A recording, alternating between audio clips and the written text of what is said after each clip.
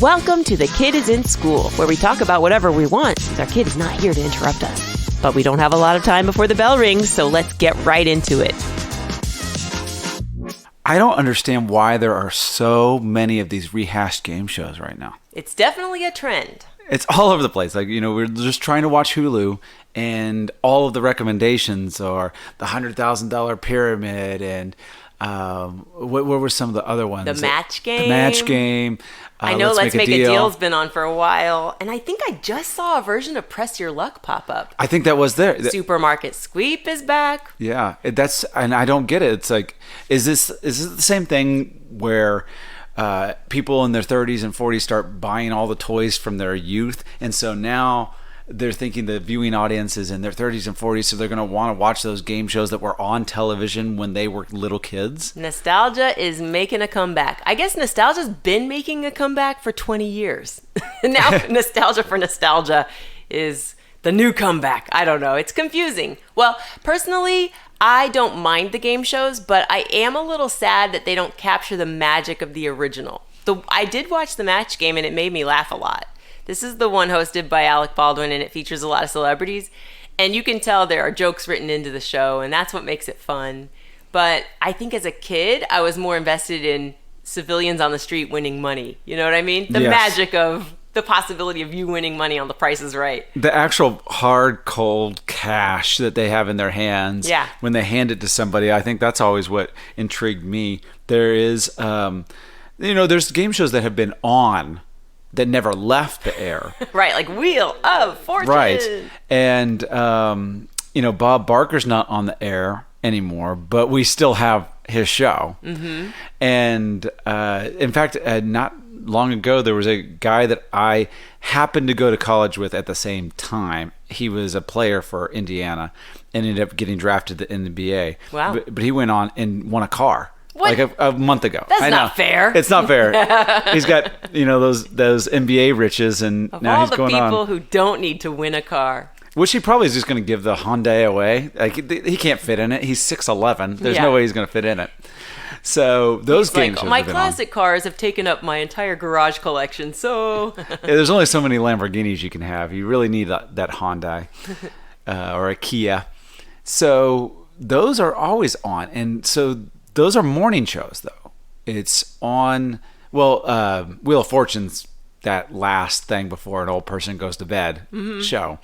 But the other ones are during the day. In fact, I think Let's Make a Deal might be a daytime one. Right. The nighttime game shows, I don't know if this is where you're going with this, but they have a whole different vibe. The nighttime game shows, like, remember Deal or No Deal? Yes. It's essentially like... Let's Be a Millionaire, or Who Wants to Be a Millionaire? Exactly. Millionaire started it. It's dark set. You can barely see the audience. It's ominous music. It's laser lights.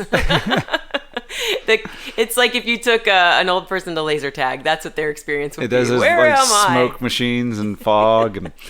So yeah, they have to be morning shows with the funny costumes and the bright colors. Yeah, and there's something sad to me when a game show like Who Wants to Be a Millionaire goes from that primetime show where everybody had to watch it to it's not as exciting anymore. So now they get a different host that's not quite as big a celebrity as the original one, and then they put it on syndication like in the afternoon at 4:00. You see it in an airport. I remember when I worked at College Humor, we had a really cool lunch food. What do you call the food court?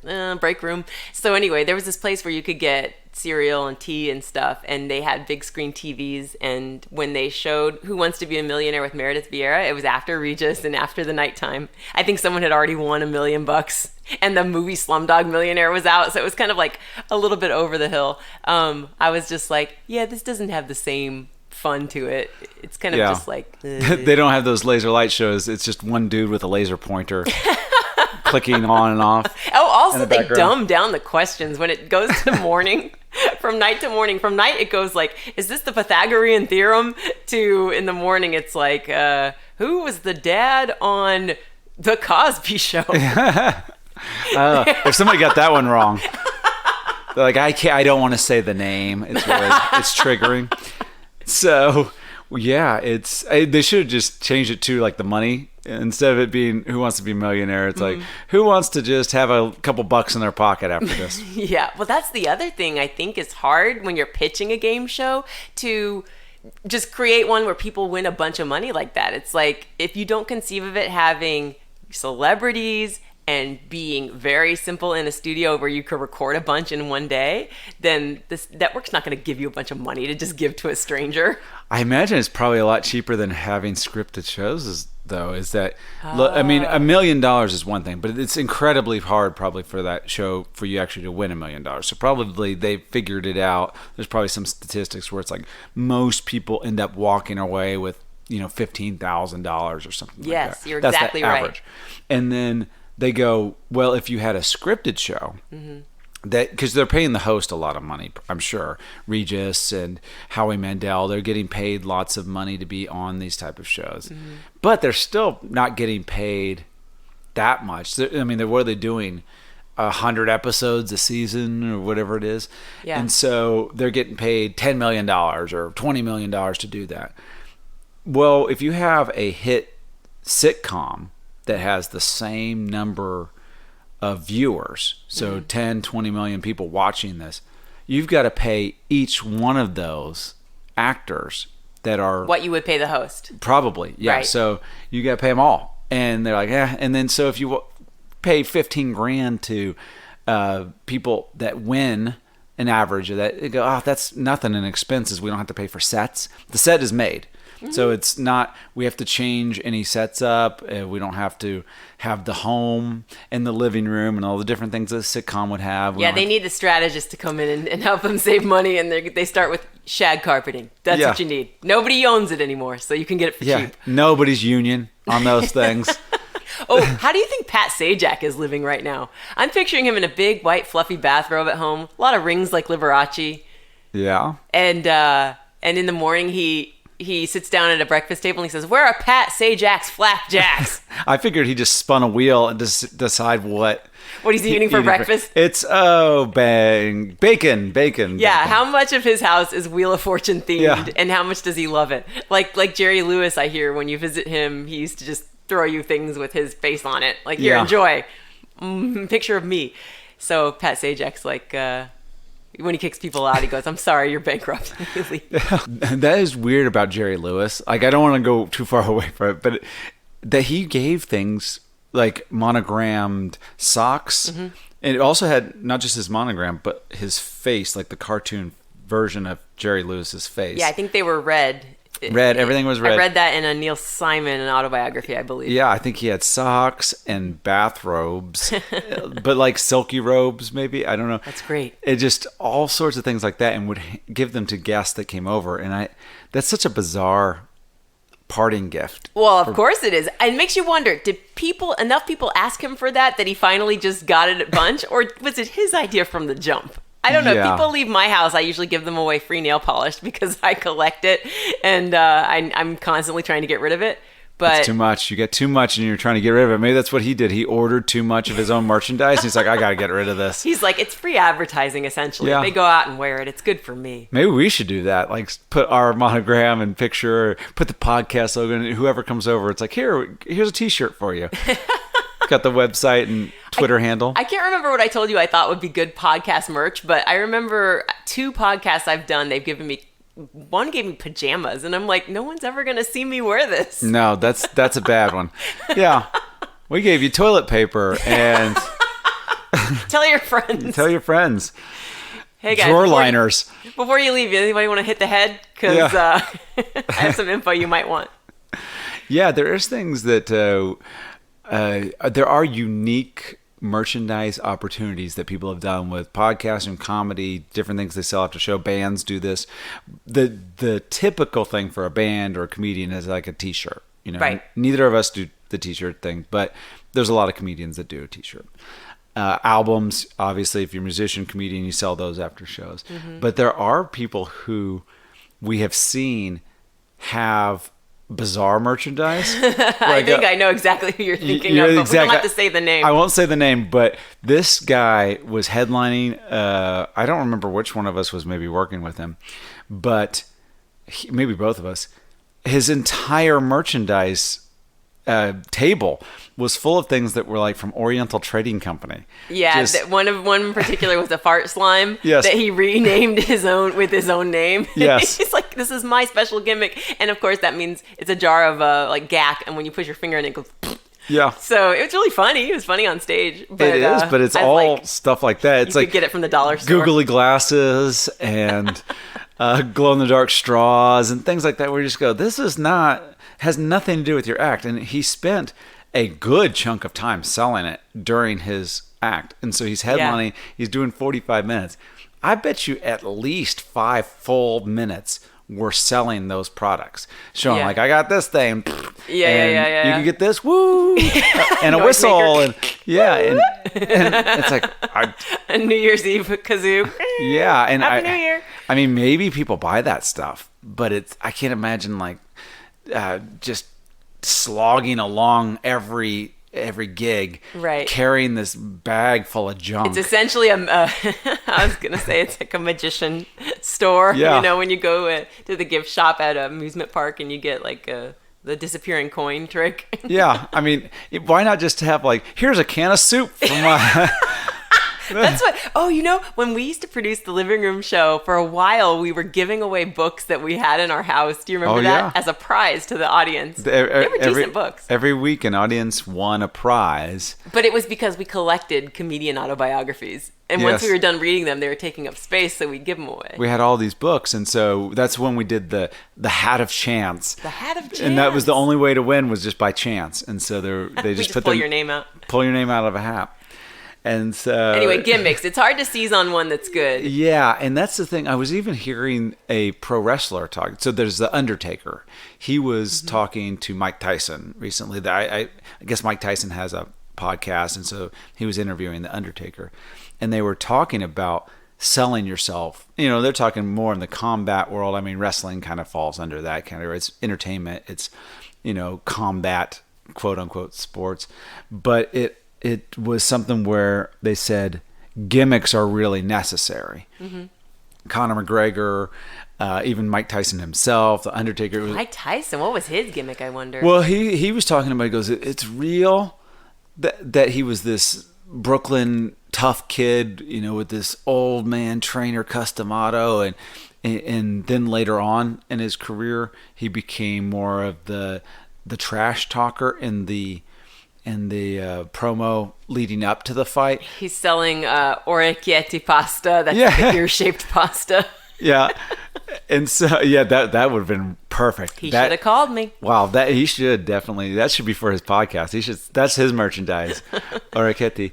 And so he went from being quiet destroyer when he was young. So he would just come out with a towel over his head, didn't even have like a robe or anything, nothing fancy, just, came out and was intimidating people.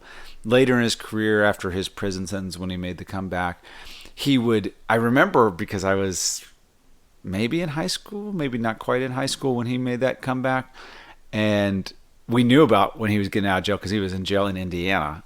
So he came out, and then he was having these press conferences, and so he would have all of these very extravagant words that he was using, but always with that little bit of a lisp, And at one point, when he was going to take on Lennox Lewis, he said, "I'm going to eat his children."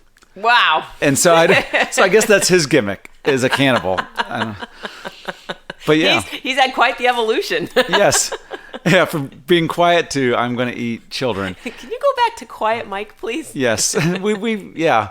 Now that Can we you stop know what you're thinking. improvising. So, comedians, I suppose there is a bit of a gimmick a gimmick is the word that wrestlers and fighters maybe use. I think it's like a hook, right? A hook, yeah. Mm-hmm. I think with comedians, gimmick sounds insulting, because it's like, oh, you're gimmicky, but it's like you kind of do need to have a defined persona. That's essentially what a gimmick is. Like the Undertaker was a defined persona. I was just thinking it'd be a funny sketch if a wrestler was trying to find a defined persona and he kept going too real. Yeah. His opponent, what is that called when they both battle each other in the promo? Is it just called a promo? Yeah, just like So, the interviews, you know. In the interview, one guy's like, "You're a scumbag, and I'm gonna get you." And the guy's like, "Yes, and I will tear your family apart, limb from limb, like a serial killer. I will hide them in a cabin in the woods." Well, so yeah, that's the creepy version of it. There are times that it has gotten too real, I think, where in a promo, Shawn Michaels basically insinuated that Bret Hart was cheating on his wife, and he said that, and I think everybody was kind of like, You're not supposed to make the referee in the middle or the announcer in the middle break character. I know. Starts to try to pull the mic away from you, like, we don't want to say that, Shawn. Like, you know. That is, yeah, it is. You don't want it to get too real, like where you say the actual name or you reveal like their tax problems. Yeah. That's why you cheated on your wife last night, and I saw it. I have the proof. And there was a basketball player that did that. D'Angelo Russell was the one that kind of filmed this and put it on the net. I can't remember who the guy was that he filmed, but they were in a hotel room, probably on the road for a basketball game, and he was filming it, and the other guy was talking about cheating on his girlfriend, who it might have been Iggy Azalea. You know what? I feel like SVU did a version of that. Like that only sounds familiar to me as a storyline on one of those lawyer dramas. So maybe, because they always pull from real life. Yeah, and so I think it was whoever was Iggy's fiance at the time or whatever, and so he ends up posting this on TikTok or something like that. She breaks up with the guy and everything, and then he gets the bad reputation because it's like, oh man, you snitched. You snitched. And which is funny to me. Like, snitching is a funny concept because it's always like the person that did the morally reprehensible thing is not the bad guy in the situation. It's the person that told on them. It's the whistleblower. Yeah. This is taking me back to 6th grade when I was entering middle school. I had just left grade school where I was heavily coddled, and a kid behind me kept bothering me. He would just say, "Hey girl, hey girl." And psst, psst. And I was like, "Leave me alone."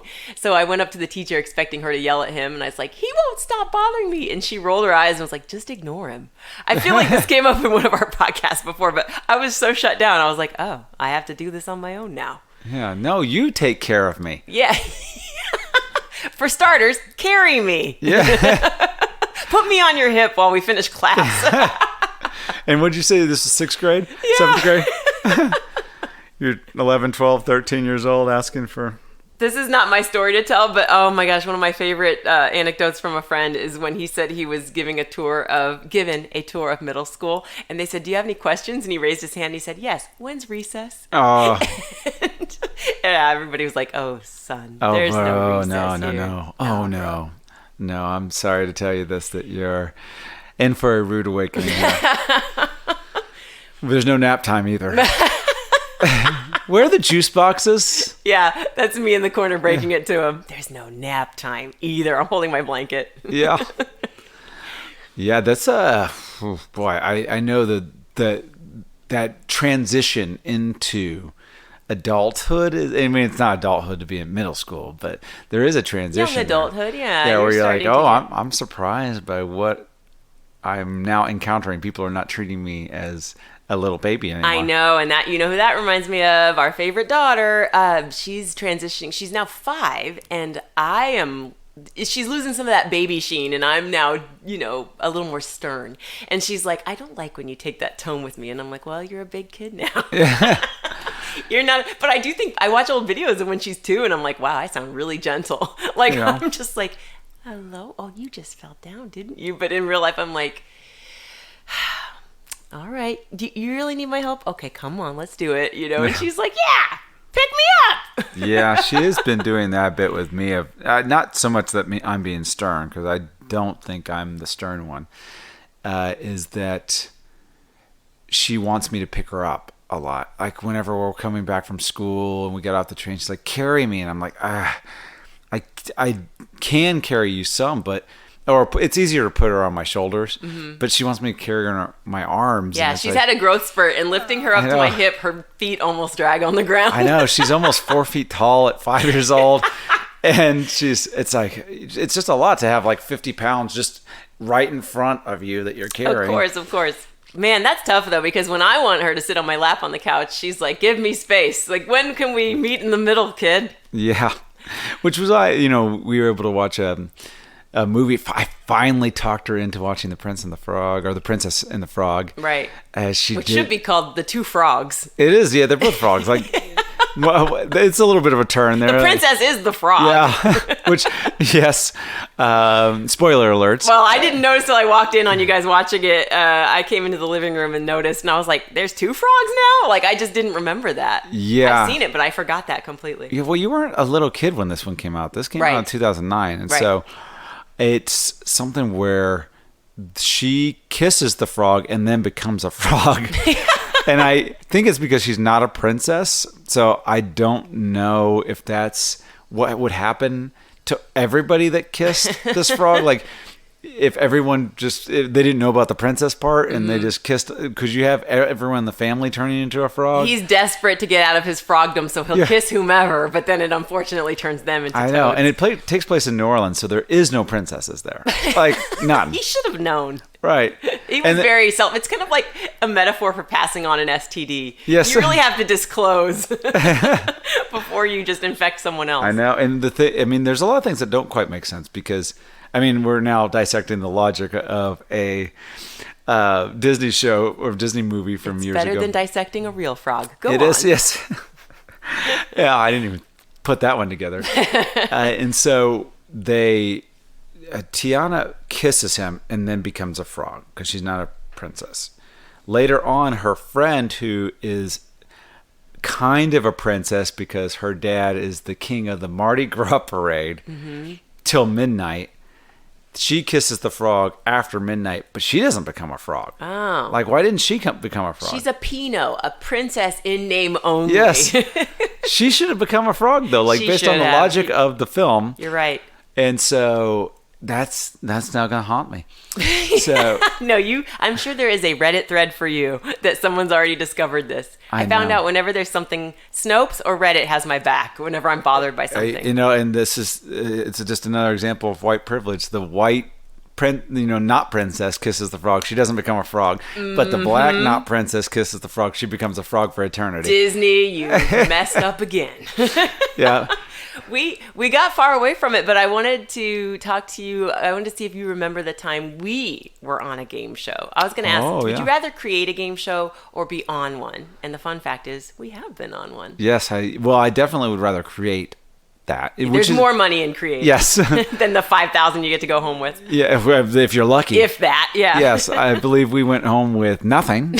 So, but a good story. Yeah, we were on the Newlywed Game, and we were close to winning that thing. I think we were like in second place, and then, or even maybe tied for first place. I can't remember. Yeah, we were. I so thought we were gonna win, and I think the prize was a vacation for two. I think it was maybe a cruise or a trip to someplace. Someplace warm, because I remember we were in New York, and the Newlywed Game Show at the time was hosted by Sherry Shepherd. Yeah. Who, congratulations to Sherry on her new talk show. That's very exciting. But she was really kind to us when we performed. And yes. She was a comedian. And we told her we were comics, so she was very, treated us on her level, which was very nice. She sure did, and she also let us be funny. Right. Where she was like, because you guys are comics, I just let you guys talk a little bit because I thought you could handle it. Mm-hmm. Whereas just people off the street, she might cut off a little bit or interject more. Mm-hmm. She didn't do that for us. And so that was kind of we ended up following each other on Twitter afterwards. Yeah, I think she's awesome. But it was sad that we did not go away with the prize because I was pretty confident up until the very end. I think you can probably see it on my face in that episode of wait a second, we didn't win? Yeah.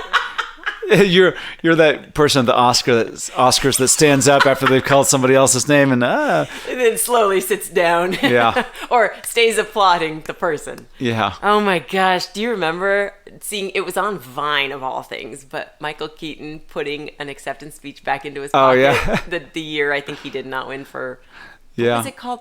It was very similar to Batman, but it wasn't. Birdman? The Birdman. Yeah. Yeah. And I wonder if he did that to be funny, because I know I would do that. I know if it was... It's a genius move if it is to be funny. Yeah. Because he was a comedian, which people don't really remember that Michael Keaton was a stand-up comedian. Mm-hmm. But he and Howie Mandel are the people that... A couple of the guys that were comedians so long ago and have done basically no real comedy, they don't do comedy specials. They don't Right. They produce albums. successfully crossed over to drama and Right. stayed there.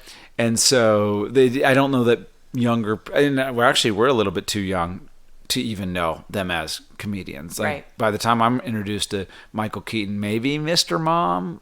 Is that what the name of the movie Yes. was? Mr. Mom was maybe the first time I ever saw it, and it was Me too. on VHS at somebody's house playing, and I don't remember the movie at all. But Batman, that was the first time I went to movies, saw him. Oh my gosh, what a change. Very funny in Mr. Mom. Very good in Batman. Yeah.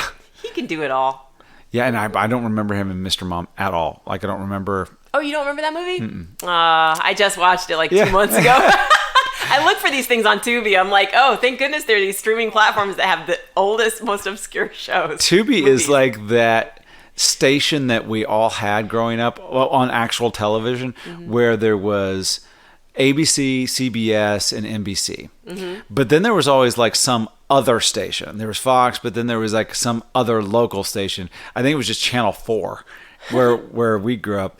And they would have just old stuff on it. So you have like the Beverly Hillbillies was on every day, and Gilligan's Island, and just the oldest show, Dobie Gillis, just the stuff where you're like, this stuff was, even when we were kids, 30 years old at the time. No, that stuff is still out there because when I worked in LA 5 years ago, they had Me TV, and then when we came back to New York, they had Cozy TV. So there are these stations that just air the programming from the 60s and 50s. This is kind of back to what we were talking about, producing television, the cost of it, is that's got to be so cheap. It's got to be incredibly cheap to just have a station that you're broadcasting shows that some people F-troop. Like, nobody's watched this in 50 years. And cheap for them, lucrative for the Andy Griffith estate. yes. His great-grandkids are just rolling in dough, I'm sure. It depends on what rolling in dough is. Like, it must be some sort of cost benefit where what they pay is less than what it would cost to produce a new show. So in less than producing a game show. So You have such a mind of a producer. I don't ever think about that. I don't think about the cost of things, and I don't. you're like those audience members that think everybody in show business is a millionaire. Yeah. You've been on TV once. You're a millionaire. I still think that when they say on a game show you could win up to $100,000, it's like, wow, I could quit my job and live in a mansion. Yeah. Yeah, it's Which game show would you have been on if you were little? When you were little, like think back to the ones. Pressure you liked. Lock was the one that I wanted to be, because they had that cartoon. The Whammies. Whammy. I was like, the Noid? It's not the Noid. It is You the Whammies. must have thought they were in studio with you. Yes. Well, they always were funny. They come have a stick of dynamite and blow up your money or whatever it was. They would. They would have to say no whammies, stop, and the kids at home would be like, whammy. Yes, I want to see the Whammy. And they'd be like, oh no. Yeah, so which is the funny thing is, like, maybe I don't want to be on that show. I just want to watch other people lose on that show. But I don't actually remember the game show itself. I remember the Whammies, but I don't. Yeah, I don't remember is it trivia? Is it? I don't know. There's no celebs involved. I think I remember that. I used to watch them all. I used to watch Hollywood Squares. We even owned a board game version of Wheel of Fortune that I loved. Ooh. You could hide the revealed secret or the word puzzle. It's a little white sheet with black letters. You hide it behind a blue plastic wall, and then you can drop down where the letters go. Oh, they have. Well, on some of these game shows, the prize, like, you have the first prize would be, let's just say, $1,000, and second prize $100, and third prize the game board version of the thing you're on right now. Like, oh, thank you. They made game shows, for us when we were kids that were kind of lame. One was cute. It was hosted by Paul Provenza, and it was like Kids Court. Kids Court. I remember Kids Court. Yeah, and so they'd say fair or unfair, and the audience could decide. But there was one I used to kind of watch, and it was recorded in the 80s, aired in the 90s, but it was like brother versus sister. Do you remember that one? Brothers and sisters Vaguely. would compete, and you'd win like a Huffy bike at the end. There would be a little prize pack or a little. And this was different than Kids Court.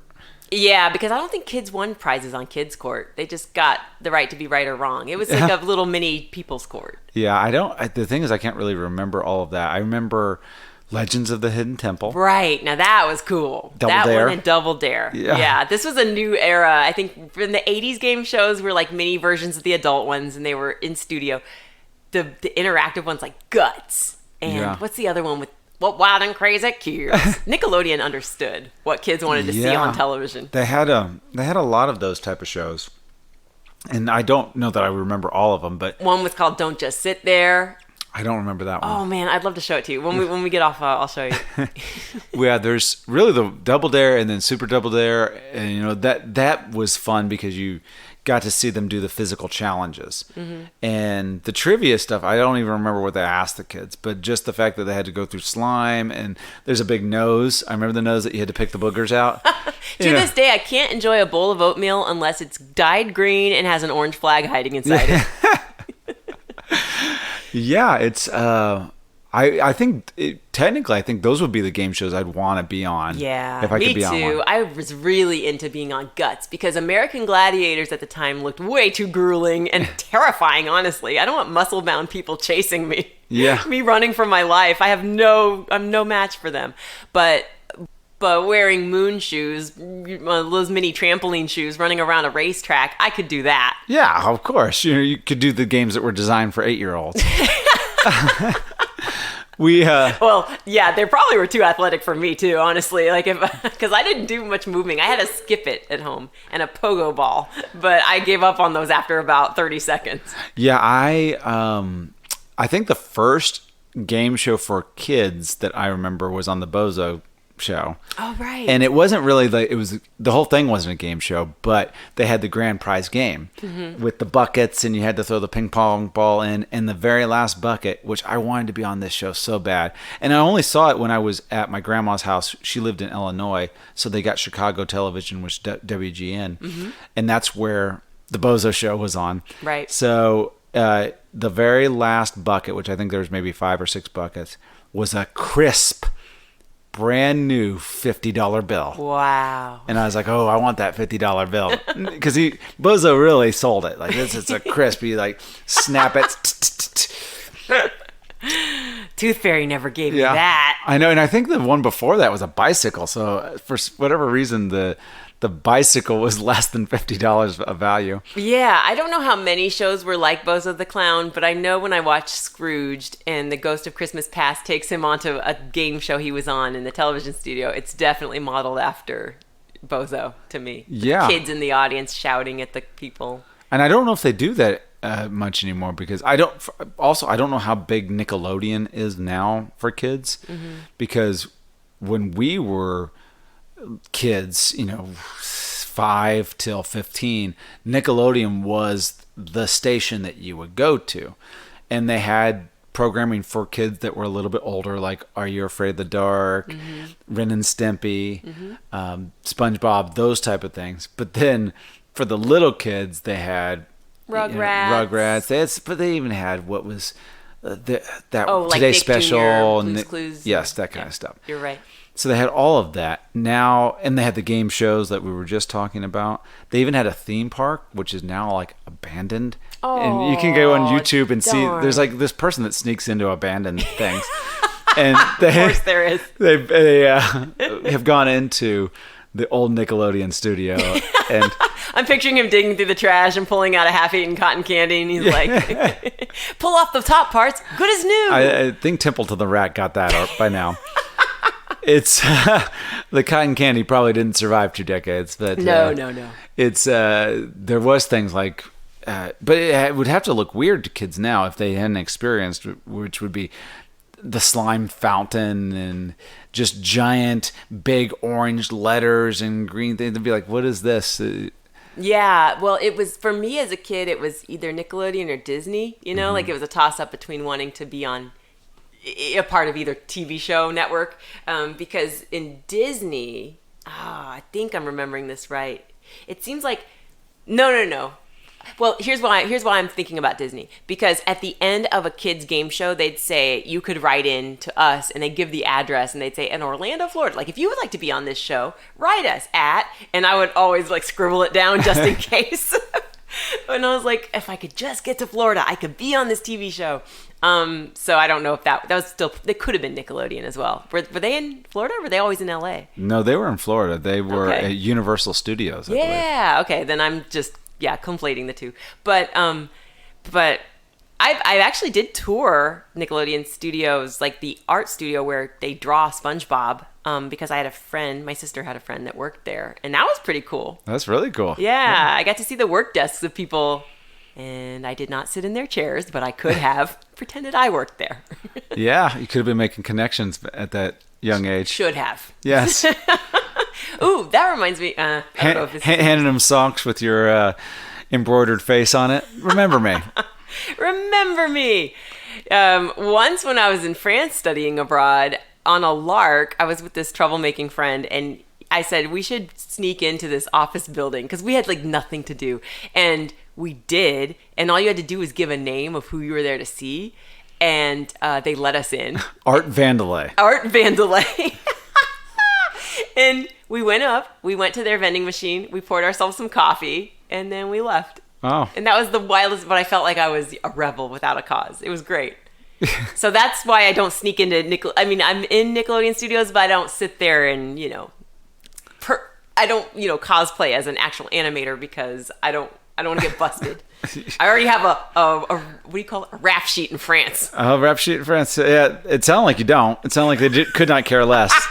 The security guy was like, I don't care. You're teenagers. You don't work here. But yeah, go have some coffee, I guess. It's not good. It's not good. I can tell you it's not good coffee. Man, but that should be a game show right there. Which workplace can you sneak into where they just don't It's called give a crap? trespassing. Yeah. That's the name of the game show. And the winner is the one that doesn't get busted. Arrested. Yeah. Yeah. Does not have a felony charge against them. So they, I don't know. I think you could go and actually tour the Nickelodeon studios now. You just have to go with that YouTuber, and you could cosplay as an animator there because nobody's using those desks anymore. Which YouTuber? The one that sneaks into Nickelodeon studios, abandoned studio. Oh, that thing. guy. Yeah. Yes. The one you mentioned. I was like, The one I said, the one I was talking about 2 minutes ago. wouldn't that be funny if that was one and the same with the French guy I knew that went into that French office building with me? Yeah, little known fact, it's also Banksy. Yeah, it's Banksy. I even said it wrong. Banksy. Banksy. It's not Banksy. It's the Russian version. Doesn't that sound like a that's their like answer an old to Banksy. Soviet Union version of something? Because people don't know this, but like Soviet Union, I think would have like these generic versions of something. So Banksy. Banksy just spray paints propaganda on Yes. the walls. He's Yes. very pro the government. We live for state is. The rat is you. I know when it says obey, he means it. So that actually, you asked the question, would you rather create a game show or be on a game show as a contestant? But you've actually been, like, you worked on a game show for like at least a brief period of time. You know what? It's true. It is true. But the funny thing is about that game show, I was fired midway through.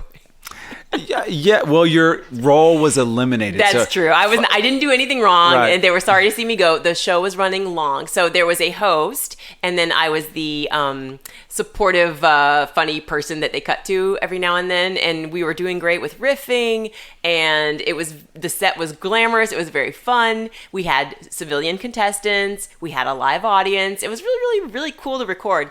But they kept going long for time, I guess, the way the game show was set up. And yeah, about, I don't know how long into it, maybe a week into shooting, they were like, we actually need to cut your role. The good news is I got paid for it as if it aired. They paid you for the entire season of it. But the sad news is I didn't get to count that on my IMDb, I don't think. I know that. Well, and it didn't last for very long anyway, but it was one of those situations where, because you were essentially, if people remember, like when Ben Stein's Money. So Ben Stein was the host. Mm-hmm. And Jimmy Kimmel was the supportive. Right. You comedian. were the Jimmy Kimmel role. Like I say funny things or I do, a couple things on the side here. They cut to you for some stats or whatever it was. Yeah, it was such a cool, I loved it. I loved Yes. the concept and I loved the team and it was really going to be fun. Yeah, and so if I remember correctly, they were so I think it needed to be 22 minutes. Right. And they were coming in at like 38 minutes every episode. And they're like, we can't. And so I can only imagine that cutting your role only saved them a few minutes per episode. Right. But it was something where it's like, we're going to have to start trimming everything we can. Yeah. Because it's just not working. And they didn't agree with me that they should just cut the main host. Yeah. Why don't you get rid of him and Get rid of keep him. me? You'll save so much more time. Yeah. He doesn't do all that blah, blah, blah. Yeah, he talks way more than I do. So if you need to shave off 16 minutes off of this episode, that's where you do it. Thanks for joining us today. If you had a great time, let us know on social. Follow Kid is in School on Twitter and The Kid is in School on Instagram. Subscribe so you don't miss our next episode. Be sure to throw us one of those 5-star ratings and share with your friends. Oh, and do it quickly before the kid gets home.